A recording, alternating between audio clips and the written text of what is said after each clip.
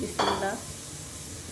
আমি নদীর আইল মাছ ভুনা করব, এই জন্য পেঁয়াজ দিলাম, আর হলো 2 চামচ পরিমাণ সরিষার তেল দিলাম, কাঁচামরিচ দিলাম, দিয়ে দিলাম 3 চামচ আদা রসুন, 1 চামচ লবণ, সামান্য মরিচের গুঁড়া, আধা চামচ হলুদের গুঁড়া,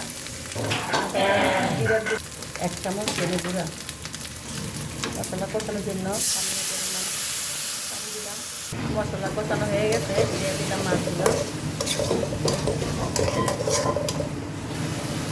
মাছটা ভালো করে কষানোর জন্য একটু পানি দিলাম।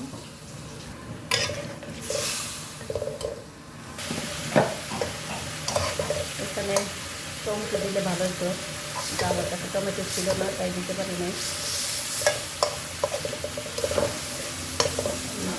রান্না করতেছি, দিয়ে দিলাম ধনে পাতা।